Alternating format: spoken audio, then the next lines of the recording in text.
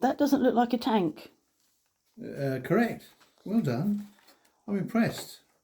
No, that's a Spitfire, which I've not really vlogged, have I, much? I don't think you've logged the Spitfire at all. It's Airfix. I've actually had this sitting in my stash for a long time. It's a Mark 12, which was the first Spitfire to go into service with a Rolls-Royce Griffon engine instead of Rolls-Royce Merlins.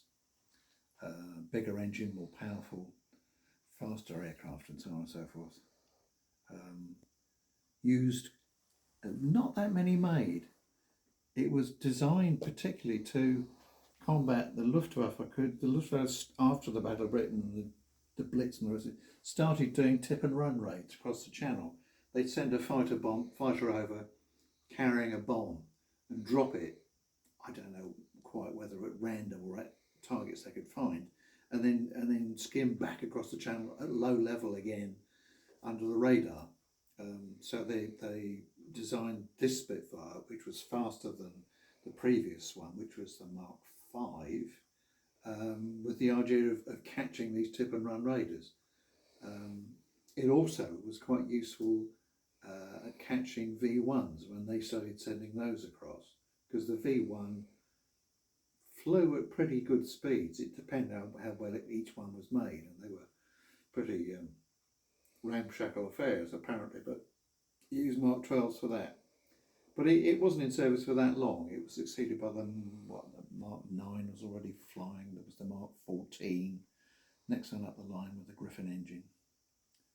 So it's quite an old Airfix one. Quite a nice kit. Bit soft and detailed in places. There's pictures of the real thing by, who is it? The immortal Charles Brown, a well-known photographer of the time. Clipped wing again. As and when I built another Spitfire, I had to do one with the standard sort of pointed wing, I think, eventually.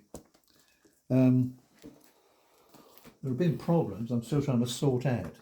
I did my usual thing using acrylic paints, masked it with blue tack, which roll out thin to make the shapes, and then you spray over it, spray with the grey first, and then put the mask on, spray the green, and that's worked out all right. Then I put a layer of satin varnish over that to put the transfers on, the markings.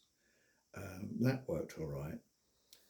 Then I tried a new technique I've been using to sort of blend it all a bit. You put a very light wash over the top using what is it, turpentine substitute, white spirit type stuff, with oil paint, and horrifically it started to crinkle the finish underneath on the wing surfaces for some reason. Is that why I heard you crying the other day? That's, yeah, if not screaming. I don't know how you missed screaming really. But I washed that a bit with some airbrush cleaner, and it has settled. It's not perfect, so I think I'll put another layer of satin acrylic varnish over the top of that just to blend it a bit more. The canopy cockpit cover is a struggle. That's got a bit marred in my processes somehow. So I've pondered finding an Airfix spare parts site, which I might do eventually, but so far I've put a very, very thin coat of gloss varnish on it, which is working okayish, providing you don't look too hard, I think, with a magnifying glass. But the paint finish is still a bit... Of course, people are walking through here all the time with magnifying glasses, looking too hard, aren't they? And the paint finish is still a bit tacky, which is unpleasant. I don't like that. But anyway, I'm thinking of... I'll finish painting the canopy frames back on again, which is what I'm in process of, because it takes several coats, and put a coat of satin varnish over the top of that and leave it there, I think.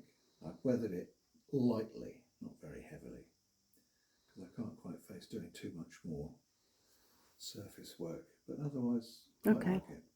I think we'll stop this one and then move on to what you're doing now rather than carry